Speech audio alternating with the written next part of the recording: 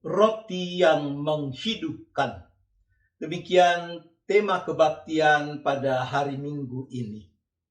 Ibu bapak, saudara-saudara yang dikasihi Tuhan, mungkin Anda pernah mendengar ungkapan ini. Hidup untuk makan atau makan untuk hidup. Nah, menurut Anda mana yang benar? Hidup untuk makan atau makan untuk hidup?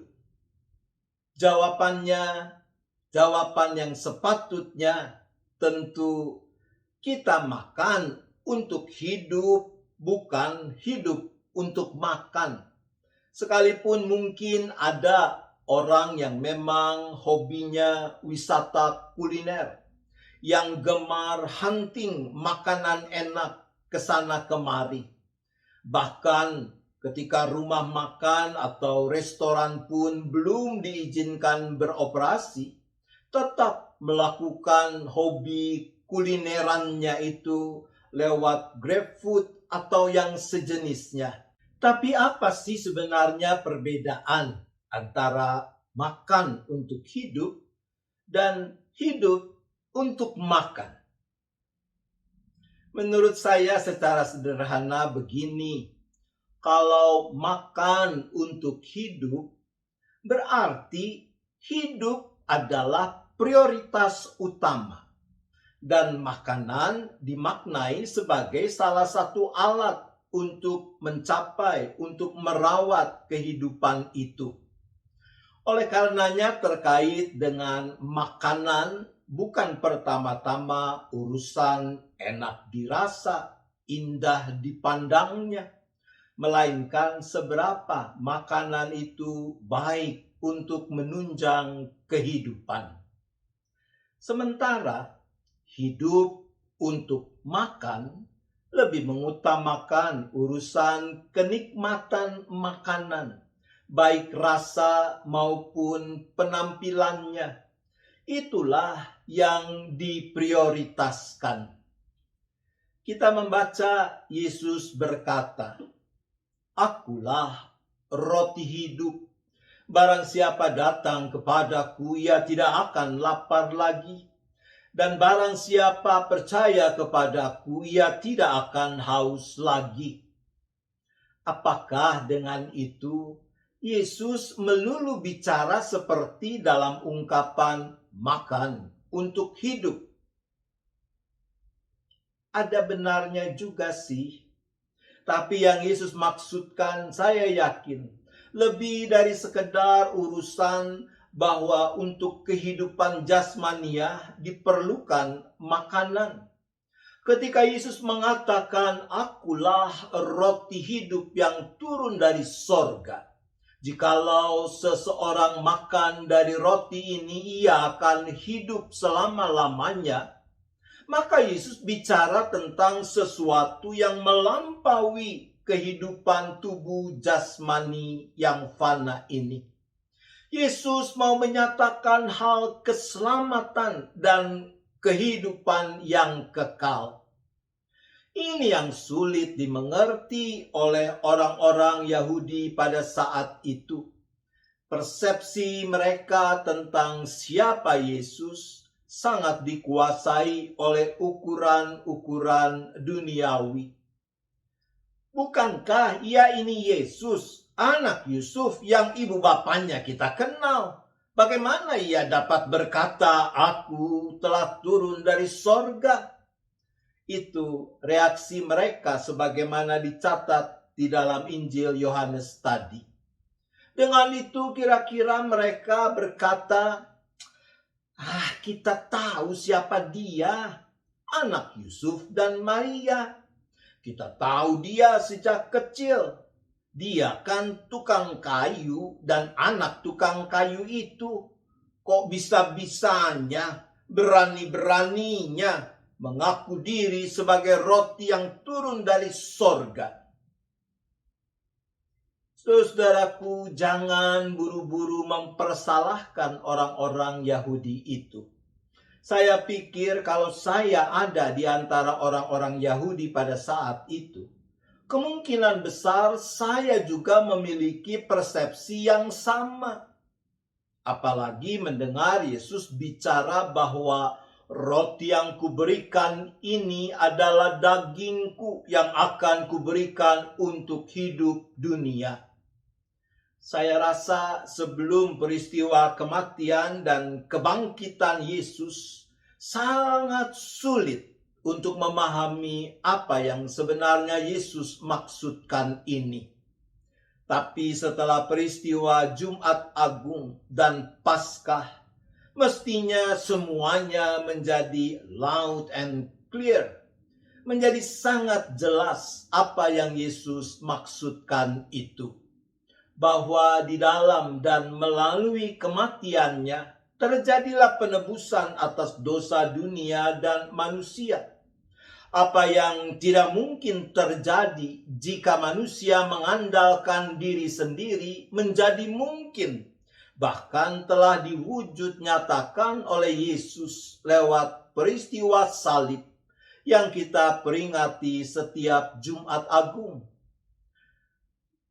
By the way, omong-omong, kalau ibu bapak saudara-saudara bekerja, maka akhir bulan Anda menerima apa? Anda mendapatkan apa? Salary, gaji. Nah, menurut Anda, gaji itu anugerah atau bukan? Gaji, anugerah atau bukan? Gaji adalah upah dari jerih payah kita.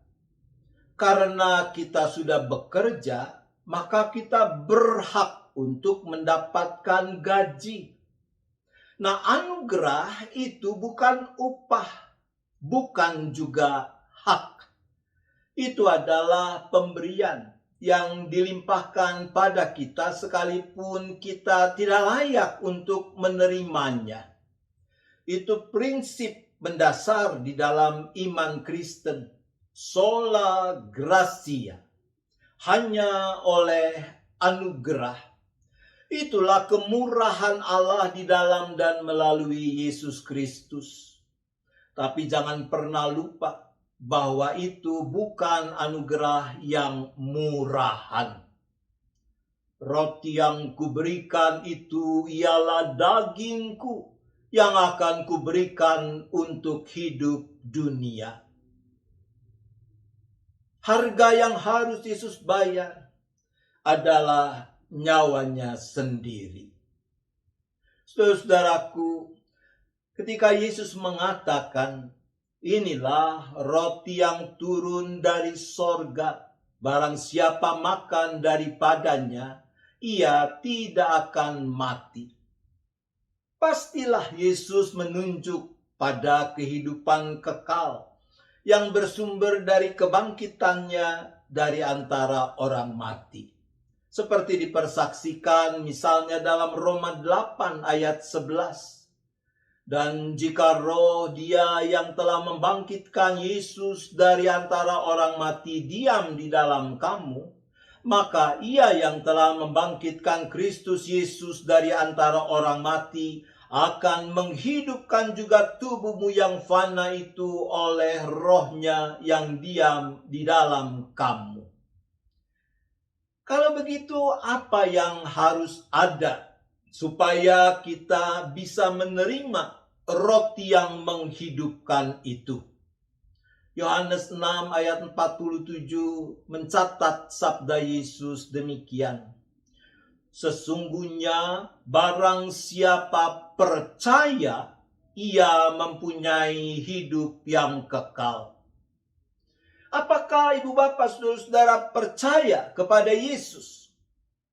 Kalau saya tanya seperti itu sekarang kepada ibu bapak saudara-saudara yang sedang mengikuti kebaktian ini, mungkin ada yang merespons, ya percayalah, makanya saya ikut kebaktian ini. Oke, kalau saudara mengaku percaya kepada Yesus, apa sebenarnya yang saudara maksudkan? Ya, pokoknya percaya bahwa Yesus adalah anak Allah. Dialah Tuhan dan Juru Selamat. Apakah Anda setuju kalau saya katakan seperti itu? Bahwa percaya kepada Yesus, ya berarti mengakui bahwa Yesus anak Allah, dialah Tuhan dan Juru Selamat. Anda setuju dengan statement itu? Menurut ibu, bapak, saudara-saudara, yang namanya setan, roh jahat, percaya tidak kalau Yesus adalah anak Allah? Coba Anda ingat-ingat. Percayakah mereka bahwa Yesus adalah anak Allah? Beberapa kali dalam Injil dicatat bahwa ketika Yesus mengusir setan, roh jahat, maka setan roh jahat melalui orang yang dirasukinya itu berkata, "Apa urusanmu dengan aku, hai Yesus, anak Allah yang maha tinggi?" Berarti, ya betul. Berarti setan, roh jahat juga percaya bahwa Yesus adalah anak Allah.